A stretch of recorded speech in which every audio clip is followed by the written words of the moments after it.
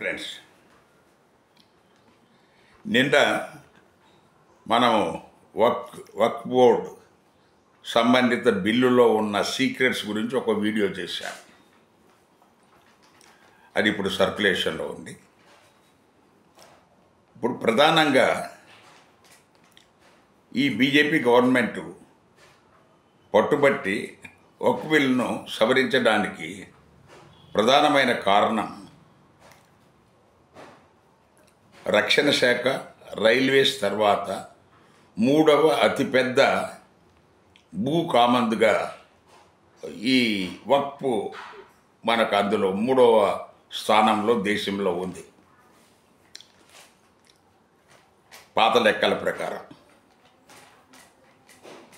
Defence దగ్గర 17 లక్షల పైచీలకు భూములు ఉన్నాయి, ఎకరాల భూములు ఉన్నాయి. రైల్వేస్ దగ్గర 12 లక్షల ప్లస్ ఎకరాల భూములు ఉన్నాయి. సో మనకు వక్ఫ్ దగ్గర 8,72,324 ఎకరాలు భూమి ఉన్నట్టుగా రికార్డ్ చెప్తున్నాయి. ఎందుకంటే 2009లో కాంగ్రెస్ ప్రభుత్వం యూపీఏ ఈ వక్ఫ్కు సంబంధించి ఒక వెబ్సైట్ ఓపెన్ చేశారు. దాని ప్రకారం మనకు అప్పుడు 8,72,324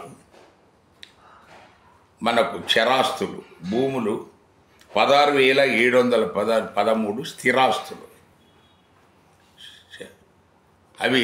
అవి భూములు, ఇవి స్థిరాస్తులు.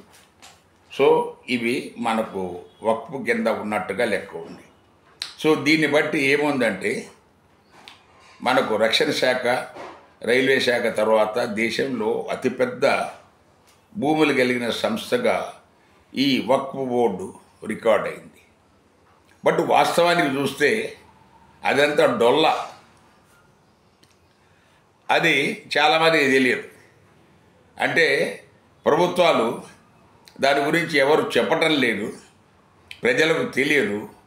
బట్ వాస్తవంగా ఓన్లీ 39% ఈ 8,72,324 ఎకరాలలో కేవలం 39% మాత్రమే వాళ్ళ దగ్గర ఉంది. ఇప్పుడు సగం లేదు.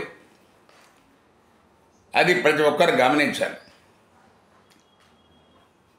ఇందులో ఏమున్నాయి? సమాధులు ఉన్నాయి, మసీదులు ఉన్నాయి. ఈ భూములన్నీ ఏదో పెద్ద కోకపేట భూముల్లాగా మనకేదో విపరీతమైన ధరబలికి అవి కావు. మనం గమనించాల్సింది ఏంటంటే 1,300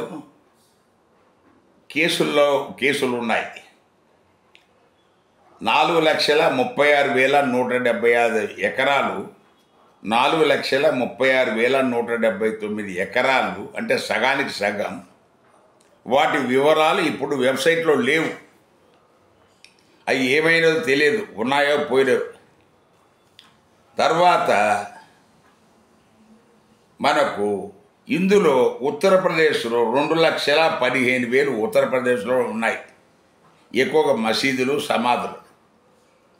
దాని తర్వాత మనకు వెస్ట్ బెంగాల్లో 80,400 ఎకరాలు ఉన్నాయి. ఈ ఆంధ్రప్రదేశ్లో 10,000 ఎకరాలు, గుజరాత్లో 30,000 ఎకరాలు. ఇవి ప్రధానంగా ఉన్న ఆస్తులు, పెద్ద ఆస్తులు. ఈ మసీదుల కింద 1,05,000 ఎకరాలు ఉన్నాయి. 1,05,000 ఎకరాలు మసీదుల కింద ఉన్నాయి. 1,99,000 ఎకరాల్లో సమాధులు ఉన్నాయి. అవి కాకుండా ఇమాం బాడా అని చెప్పేసి ఇమాముల కోసము 17,000 ఎకరాలు ఉన్నాయి. మదర్సాలకు 14,000 ఎకరాలు ఉన్నాయి. సో చివరగా చెప్పొచ్చేది ఏంటంటే ప్రస్తుతం వక్ఫ్ బోర్డు దగ్గర ఉన్న ఆస్తులు 2 లక్షల ఎకరాలు, 3 లక్షల ఎకరాల వరకే ఉంటుంది. ఇందులో ఎక్కువగా సమాధులు, మసీదులే ఉన్నాయి. సో ముస్లింల దగ్గర లక్షల ఎకరాలు ఉన్నాయి, ఏదో చేయొచ్చు, ఏదో చేస్తారేమో అన్న అపోహ మనం ఎవరూ పెట్టుకోవాల్సిన పని లేదు. ఇది కేవలము సరైన అవగాహన లోపము, ప్రచార లోపము, వివరాలు ప్రజలకు తెలియకుండా కేవలము ముస్లింల దగ్గరే 8 లక్షల ఎకరాల పైన ఉంది, 3వ అత్యంత భూమి కలిగిన సంస్థగా మనకు ప్రజల దృష్టిలో ప్రొజెక్ట్ చేయబడింది తప్ప వాళ్ళ దగ్గర ఉన్నది గోరీలు, మసీదులు.